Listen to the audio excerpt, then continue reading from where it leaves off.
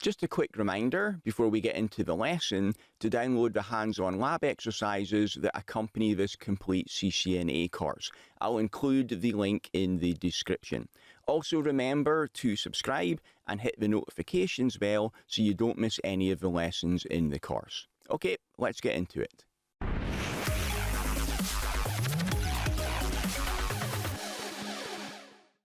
In this lecture, you're going to learn about subnet masks.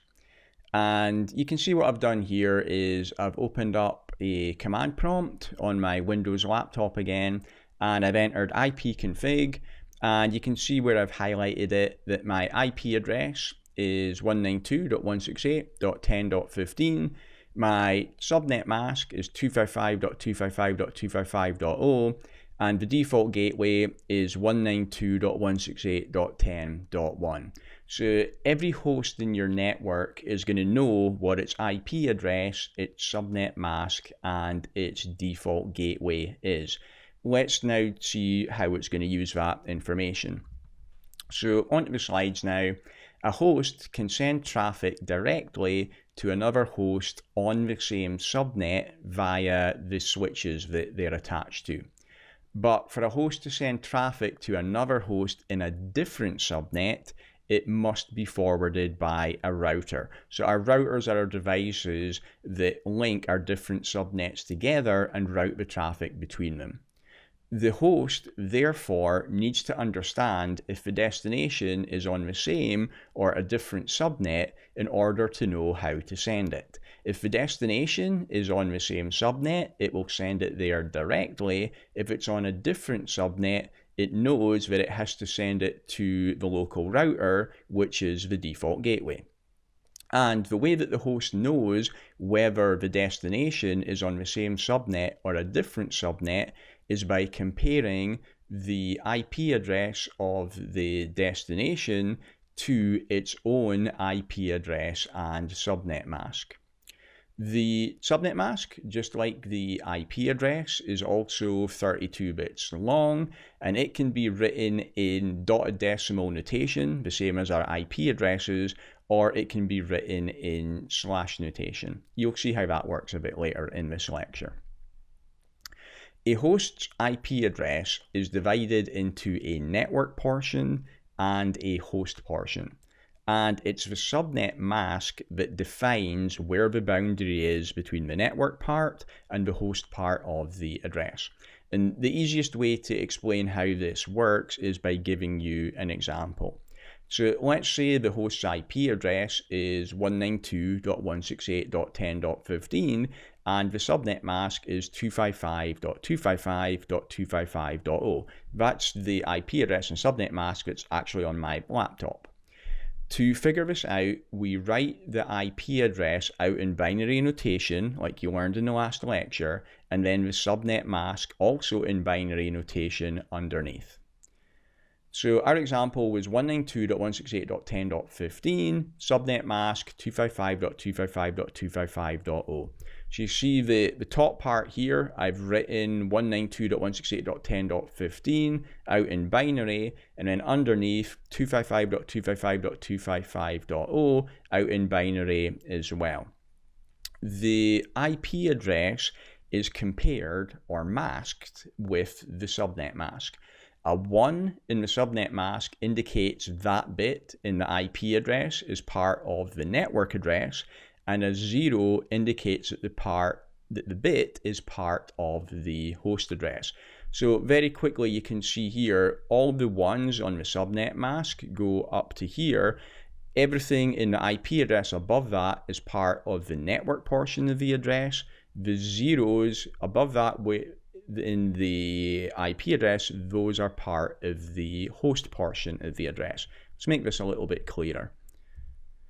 So subnet mask 255.255.255.0. With the subnet mask, it's always going to have contiguous 1s, and you see the 1s come up to this part here. So I put a line in. That line is the border between the network portion and the host portion of the address. So in the example, the network address portion is 192.168.10, because on the IP address from here on the left all the way up to the line, that is 192.168.10 part of the IP address. Whatever is after the line is the host portion of the address. So in our example, it is the .15 is the host portion of the address.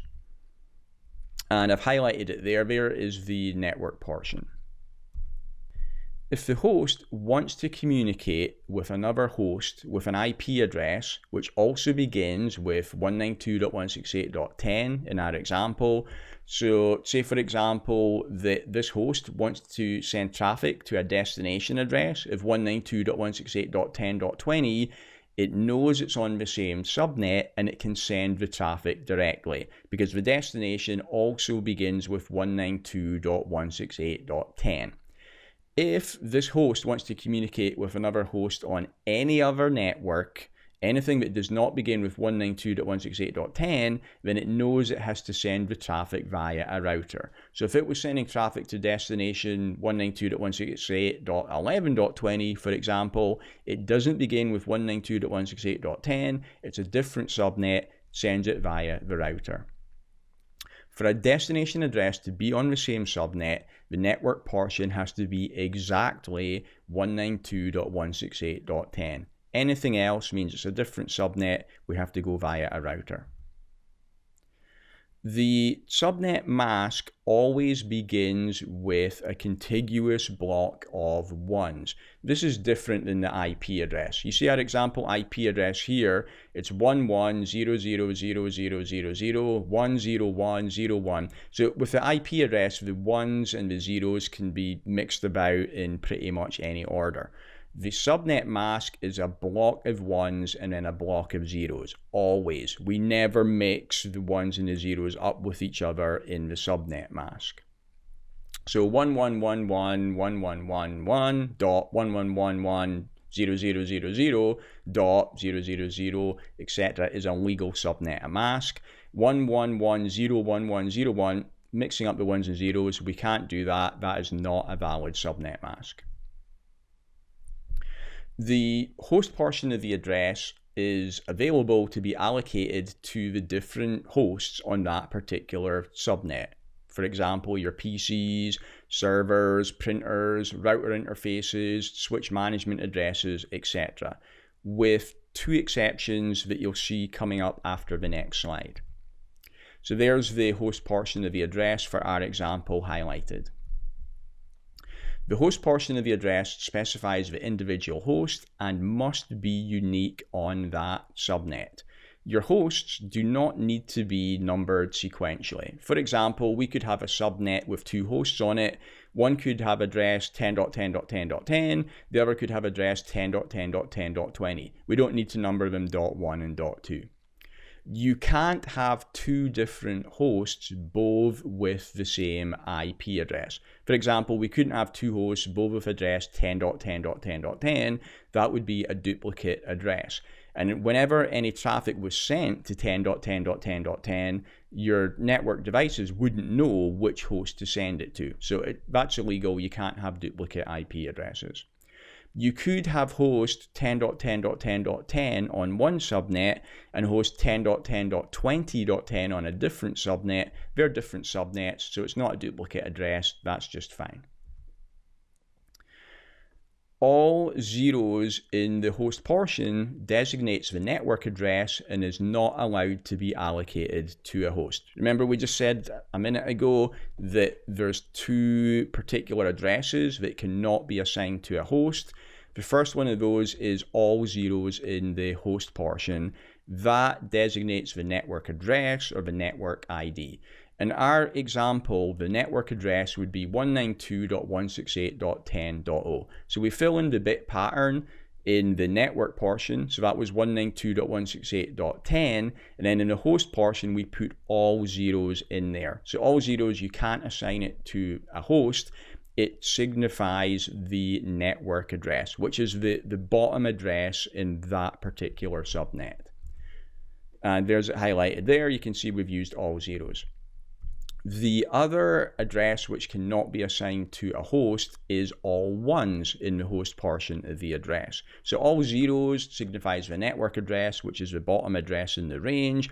All ones, which is the top address in the range, that is the directed broadcast. Whenever you send traffic to the directed broadcast address, it goes to all hosts in that subnet, not to an individual host. So we can't assign that address to an individual host. And there it is highlighted, the host portion, I've put all ones in there. So that leaves 192.168.10.1 to 192.168.10.254 in our example available to be allocated to our different hosts. So all the different PCs, other kinds of hosts, maybe we've got some Windows PCs, some Linux PCs in that subnet. I can number them from 192.168.10.1 all the way up to 192.168.10.254. They're all in the same subnet. Whenever they send traffic to each other, they can do that directly without going via their default gateway router.